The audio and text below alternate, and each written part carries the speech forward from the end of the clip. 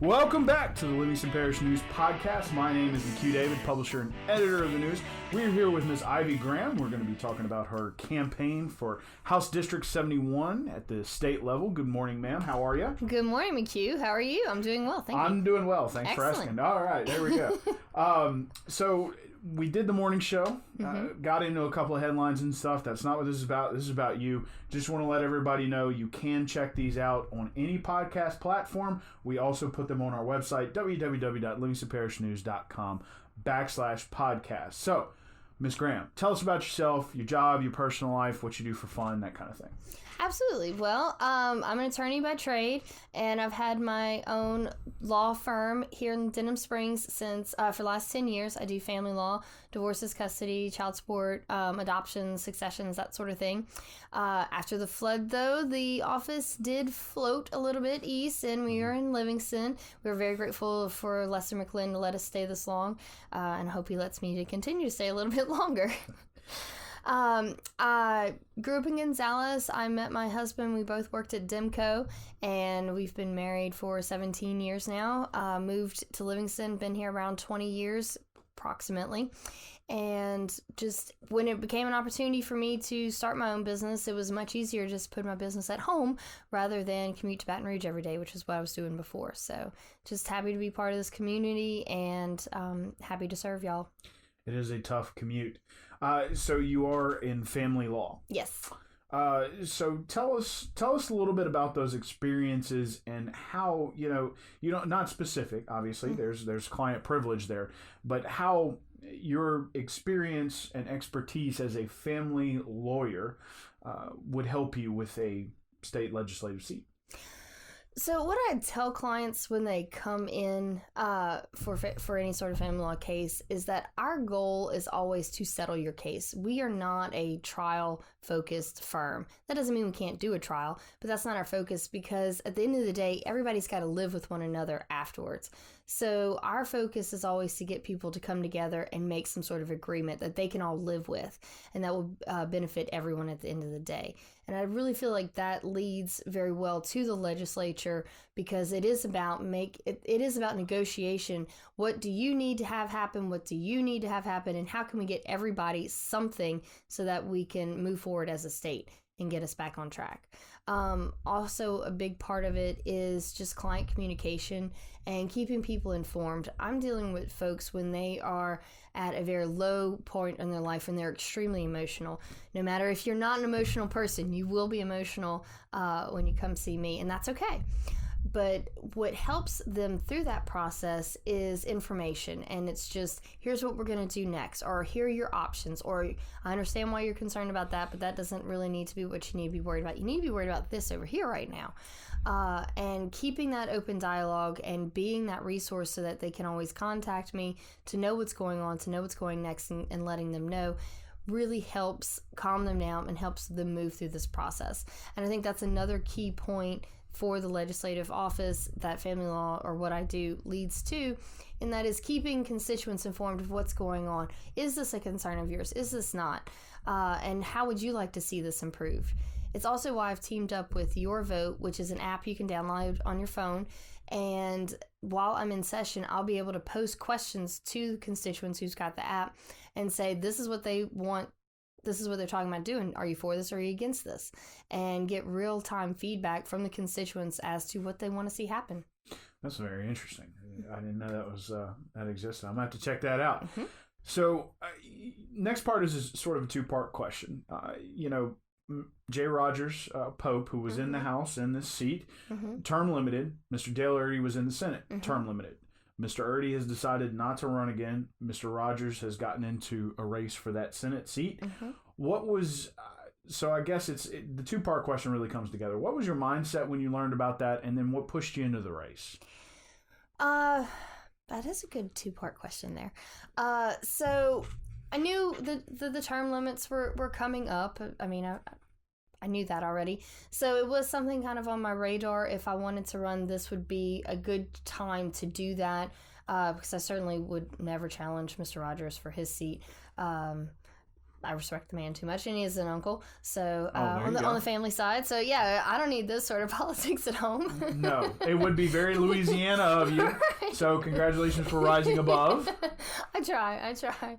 But all that being said, so with an open seat opportunity, if there was a chance I was going to do this, this was something I was eyeing as this would be the moment that I would do this. A couple of things happened in the last couple of years that really kind of grounded me with this is really what I want to do.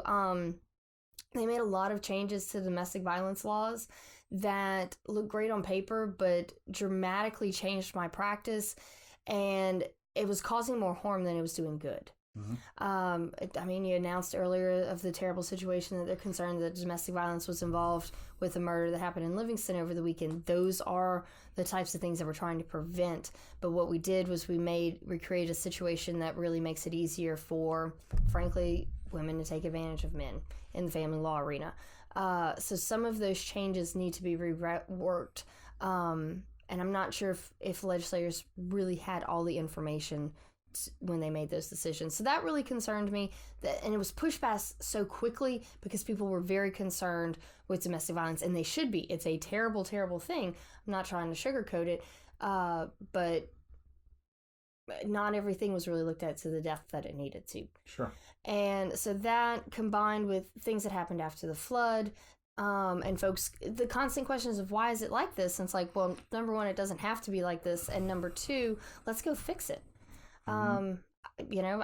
I consider myself a problem solver, and this is just, let's go fix these things. I'm tired of Louisiana being last at everything with those last statistics that came out. That's awful. We have, as a state, more resources than anybody else, but yet we can't monopolize on that because we're still doing things like we did in the 30s.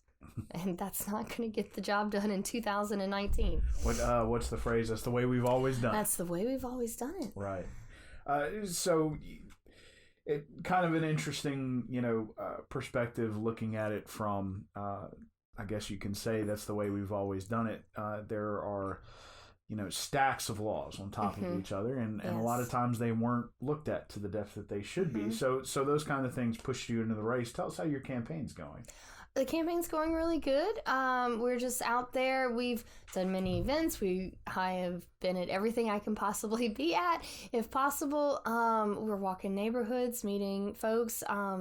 It's been hot. It's been very hot, but it's been great to really get out there and meet the people and listen to their concerns and what I can fix and what I can't fix, and get their feedback. So a lot of folks, very surprisingly, weren't necessarily completely against the gas tax, because they do want more roads and bridges. But it became, we need to make sure that it actually goes to roads and bridges this time, if y'all do want to support a gas tax. So a lot of things that I think that people would just be completely for or against, once you actually go out there and ask them, you get different results. And so that's why I'm really excited to use the app as well, so that I don't make some blanket decisions. Need people's feedback, need your thoughts and concerns. And what's the name of that app again? It's Your Vote. Okay. Mm-hmm. And so as you're moving into or trying to get elected for this new position, what is your knowledge of the House? And that's a really broad question, so let's break it up into a couple. First, you've been a member of the Bar Association. Yes. How involved have you been with the workings of the House before? Well, at the Bar Association, I'm actually on the House of Delegates for the State Bar Association. So the House of Delegates is basically the legislative body for our organization, and I'm one of 7 representatives for the 21st JDC. I am elected, and we meet twice a year, and they roll out, here's all the things that we would like to change and tweak it, and we have discussions about them. We vote whether or not we're going to agree or amend or accept or deny these changes that they want to do. At those meetings, we also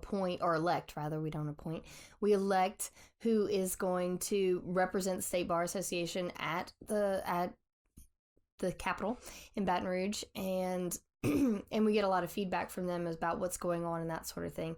The other thing that, as an attorney, we work with the Law Institute a lot of times with when they are proposing those law changes, and then they get tweaked as they go through the House and the Senate. Mm-hmm. But the working with the Law Institute, they've done some amazing jobs as to try to update some of those old laws. So when they go back through and they are when they're updating the language, because we don't call things the same things that we used to call them. That job falls on them. Gotcha. And to do all of that, and then to analyze, they're actually looking at the tutorship laws with regard to interdictions and continuing tutorships, and updating those sort of things to be more reflective of what we do currently.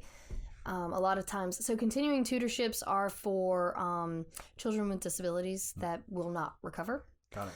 And they it leaves them from a legal standpoint in a child position, so they never obtain their adult rights. So there's always someone there to legally take care of them. So they're talking about making it some sort of combination of an interdiction and continuing tutorship, which is fine and dandy, but I'm worried about the increased costs to those parents if you're going to combine those two things, because interdictions require a lot more medical records than the continuing tutorship. So that's just something to work with the Law Institute on. Gotcha. To with my legal knowledge, to make sure that we aren't passing legislation that is more cumbersome to the public, because that is not the point. Right. It's supposed to be helpful. So with regard to that, so you have been involved, I guess you could say, in the legislative process before. So when you're talking about, say, the House as opposed to the Senate, a lot of people like to say it's the difference between school and a madhouse. You're going into the madhouse. What is your knowledge on that? Because there's, dozens of you in one room trying to work together. So tell us a little bit about that. Well, I've spent a lot of this year meeting quite a few of them. I've met representatives of North Louisiana. I've met representatives in the east side of the parish and the west side of the parish. I mean, I'm certainly not met everybody, but a little handful here and there. And I'm hoping that, once we're all in there, that's going to help facilitate working together, because we have met each other.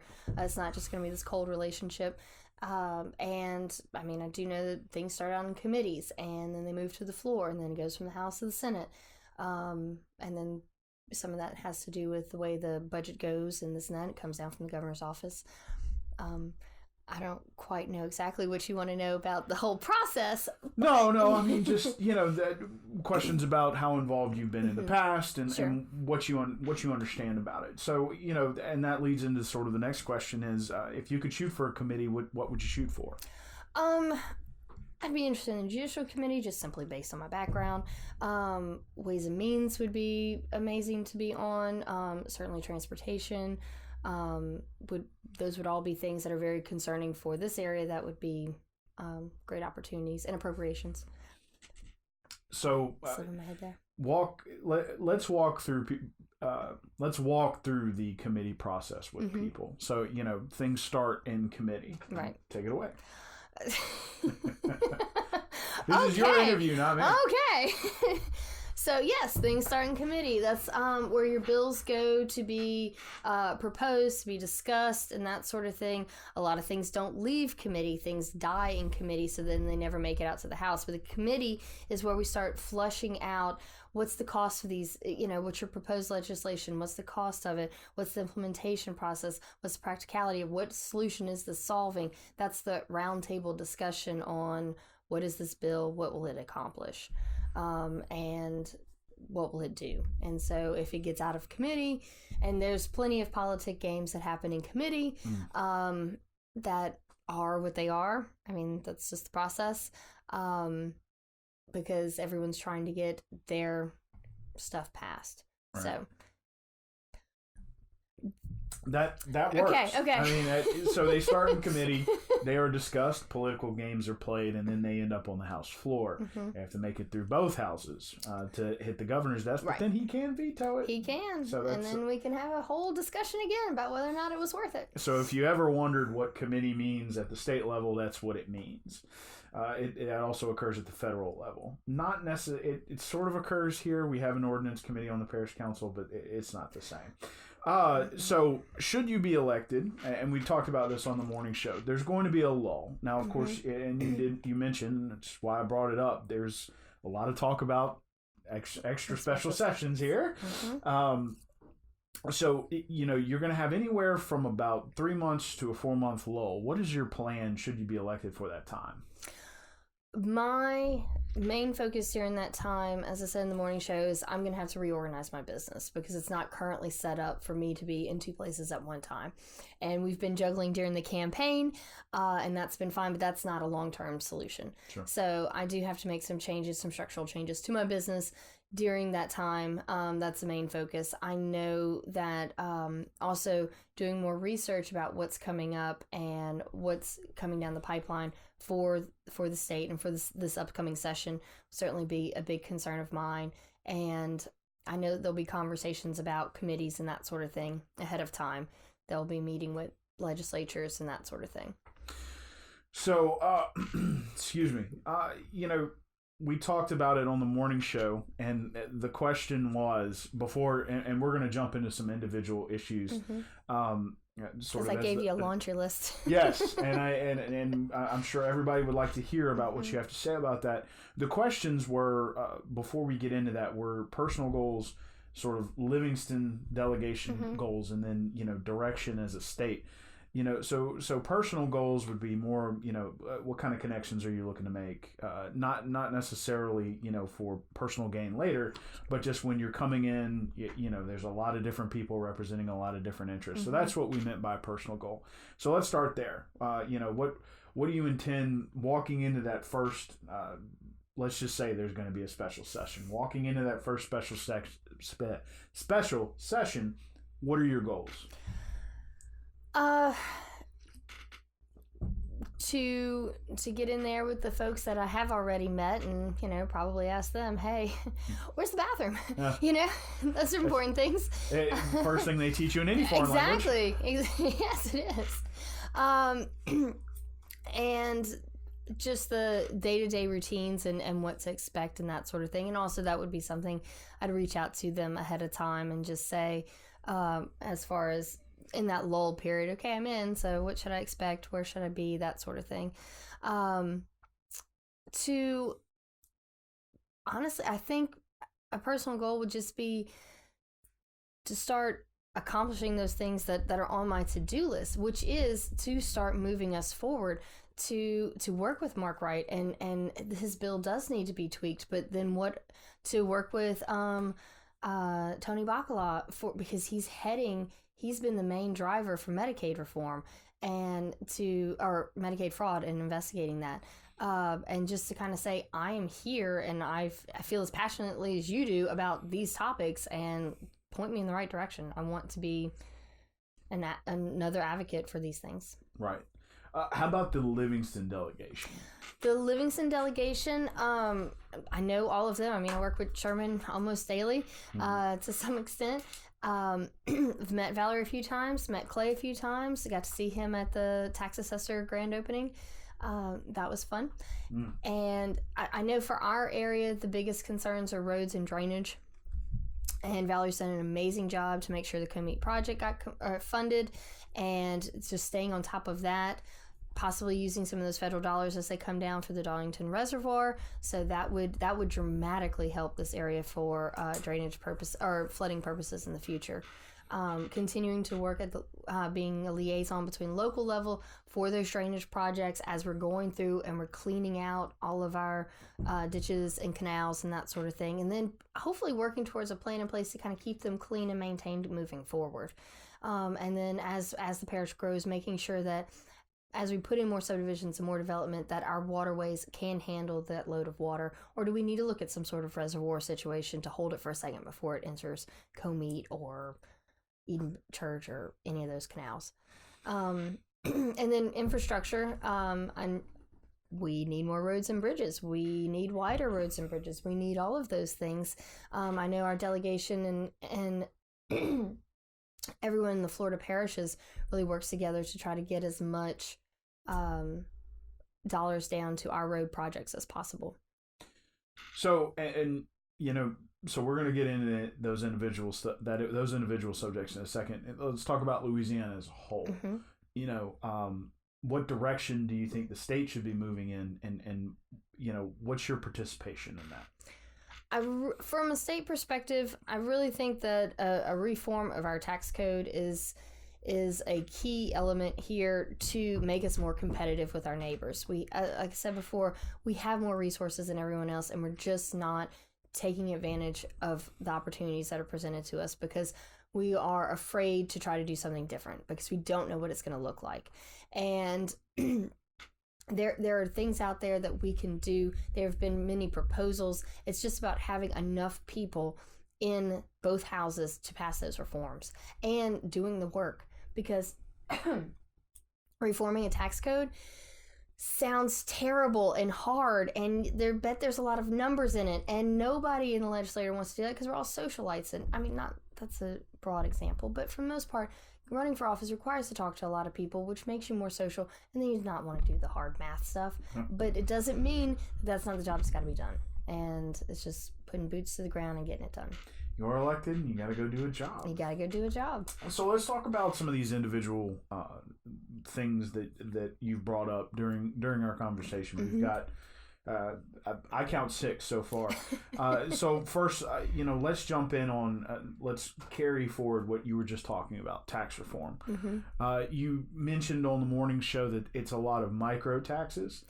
You also talked about the idea of the centralized sales tax collection, which came up this past session, didn't make it.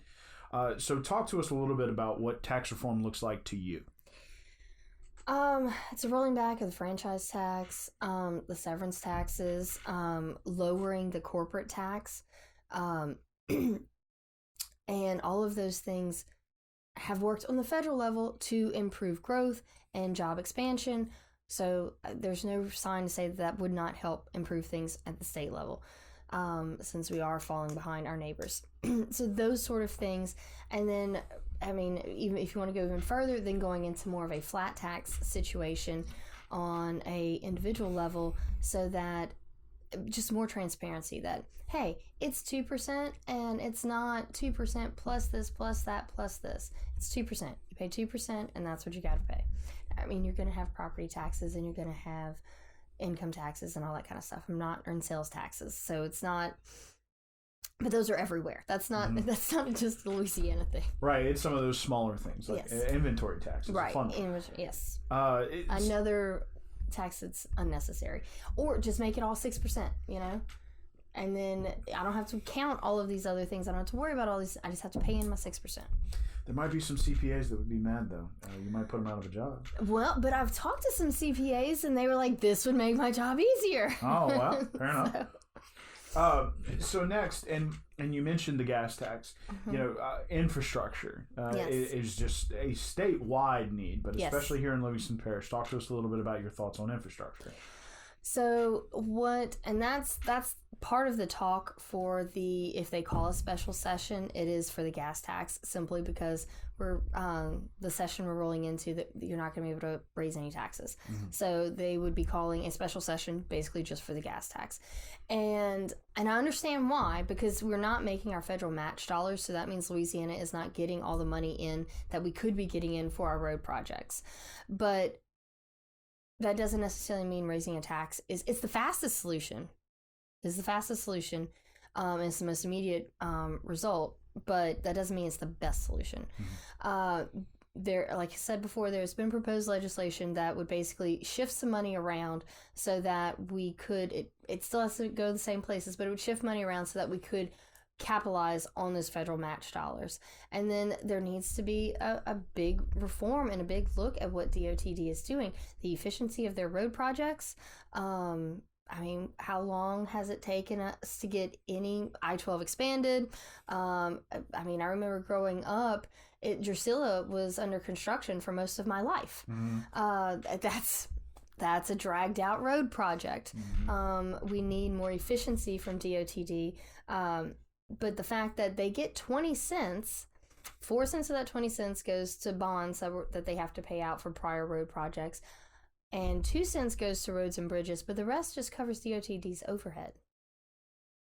That's probably not what you want your tax dollars to go to. Maybe there's another way that we need to fund this. Maybe the rest of that 16 cents needs to go to roads and bridges, and then could we get more of them done without raising taxes? Well, it'd be worth looking into the books. I'm sure some people from DOTD might fight you, but I mean, they're part of the bureaucratic process. So, moving into the next form of infrastructure, which is drainage. Brought that up as well. We talked about Comey, we've talked about Darlington. There's local projects. Talk to us about what you see the future of that. What you see in terms of future, and how you would participate in that. From a state perspective, I really think that we need to be looking at our whole flooding or the whole floodplain on a regional perspective, because what's been happening is from at state level, it's like, well, our area needs this or our area needs that, and we just fund these little projects. So what happens is St. James gets a levee that floods Ascension. Ascension gets a levee that floods Livingston, and Livingston, we haven't flooded anybody yet, but just give us time, right? Yeah. Give us some funds, we'll flood somebody. Because we're not looking at everything regionally. We have to look at where the water's going, and we have to make sure that if we are putting up levees and dams and bridges or reservoirs, that they are helping everyone and we're not just moving the water to someone else's backyard. As far as the parish goes on drainage, by walking the neighborhoods and talking to people, the big storm that came through, the big rain shower that came through in June made a lot of people nervous because water came up in spots it hadn't come up in before. And which I completely understand why that made folks nervous. But also walking around, there's a lot that hasn't been cleaned up since the 2016 flood that's causing dams, that's backing up water in places it hadn't been in before, because when everything floated away, it got caught in a tree or it got jammed up against somewhere else. And so I think we've got all these little dams everywhere now that we didn't have before. So as we go through and start cleaning out everything and dredging everything, I think that will help a lot with concerns that came up in June, but it's a process. So it's just staying on top of it, making sure the money's there, and making sure everybody's getting it done as efficiently as possible. And with that, we have, it was actually 5 issues. We have 2 more, but we're going to take a quick break, and we will be right back.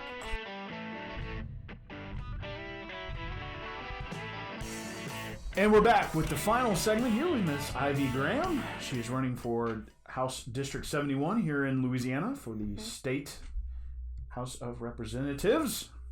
Repeat myself here. So we're talking about issues and what you're going to be focused on should you be elected. So we're getting into the final throes here. Let's talk about Medicaid fraud. Absolutely. Right now there's a lot of reports out there that, with Medicaid expansion that came under John Bel Edwards, there's been a lot of fraud. Probably already some fraud before that. Sure. Let's talk about your plan for that. Absolutely. Well, this is what's really gotten me excited about getting into the legislature at this point in time, because in the last 4 years, there have been quite a few bills and efforts made to really start requiring accountability of departments and transparency of our tax dollars and stopping the abuse, the fraud, and that sort of thing. But they haven't been able to get enough traction because there hasn't been enough of them in the House, and the governor has thwarted a lot of their efforts as well. So that has hindered things. So on the Medicaid side, Tony Bacala out of Ascension Parish this has kind of been, I'm sure he wouldn't take credit, but this has been a big passion for him to really crack down, to demand accountability, because Medicaid, for the most part, don't even really complete all of the reports that the other departments do. They do, but not as detailed.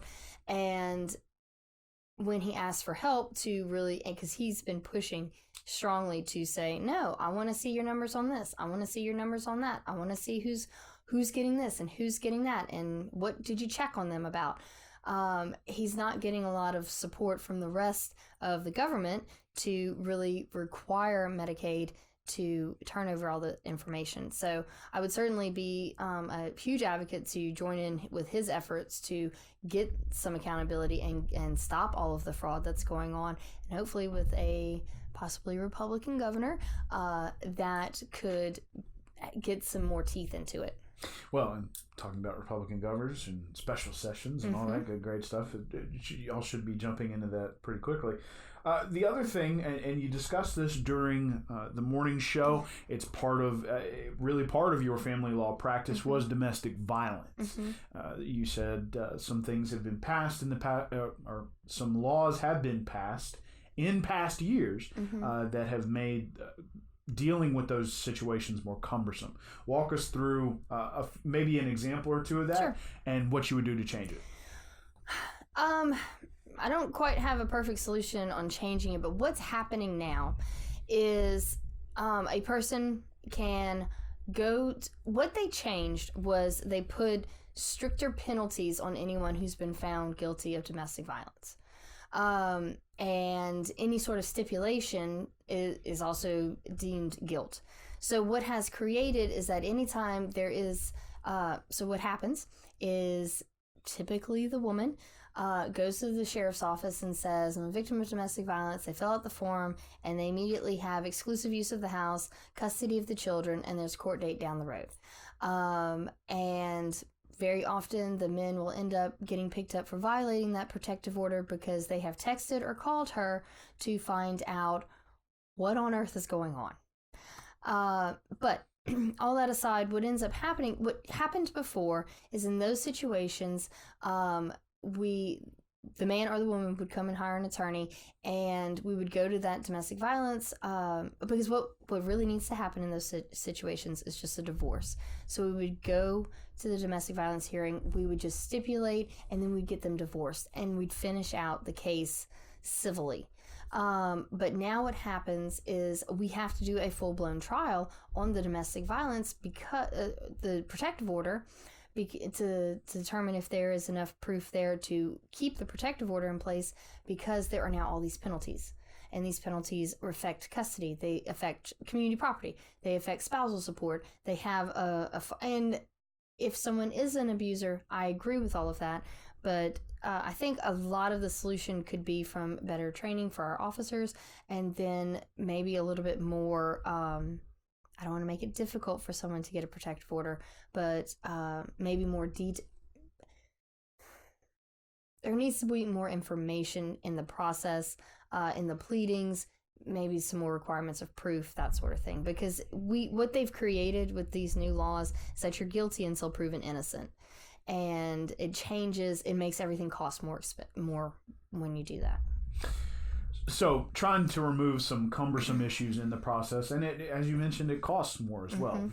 Excuse me. But not to not protect people. Right. But this is one of these things that was designed, like so many other things. It was this beautifully designed thing to protect people, and it has turned into this abusive situation where people are just running amok.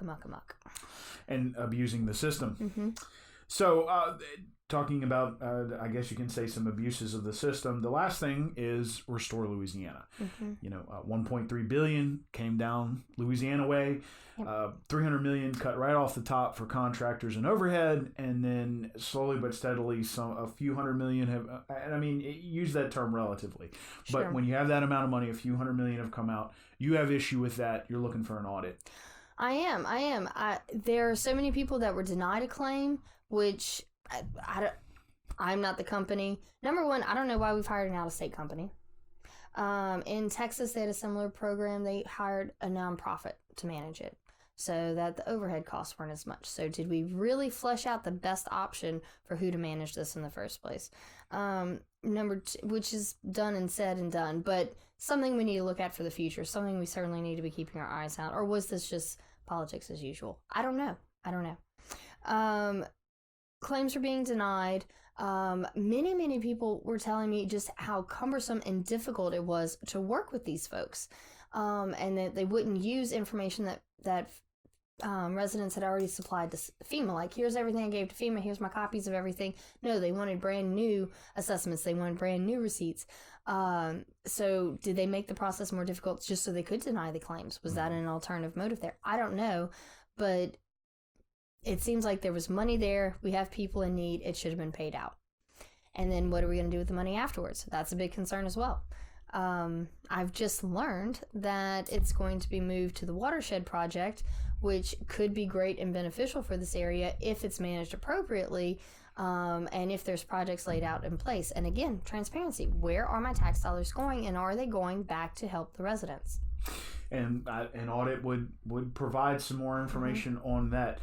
Ms. Graham, thank you for joining us. Thank you for having me. We appreciate you having, I guess you can say, the courage and the gumption to come on the show. Try to get in front of the voters, as many people as possible. Tell us about what you're thinking. Well, it's always a pleasure to visit with you, McHugh. Oh, well, thank you.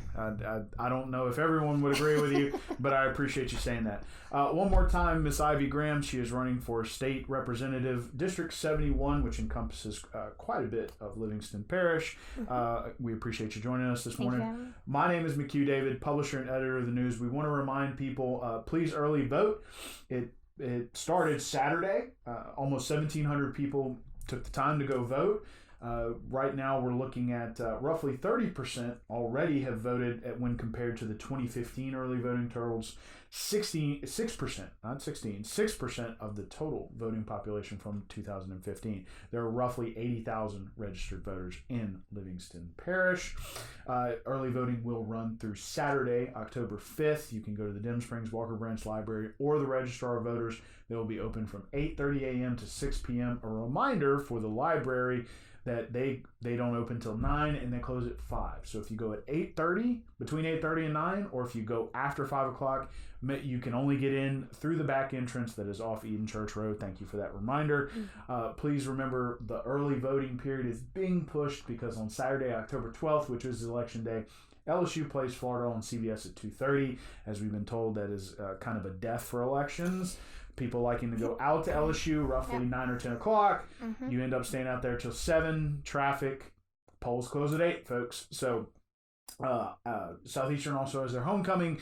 It is the second or third week of hunting season. We really haven't established which, but we're well into hunting season at that point. It is also the Saturday of the fair. So instead of worrying about voting that day, all you got to do is worry about the results if you vote early. So again, that runs through Saturday, October 5th. 8:30 a.m. to 6 p.m., Dim Springs Walker Branch Library or the Registrar of Voters. My name is McHugh David, publisher and editor of news. Appreciate you joining us for another edition of Livingston Parish News Podcast. We will be back at you Thursday with Mr. Jeff Ard, and we wish you all the luck on the rest of your campaign and at Election Day. Appreciate it.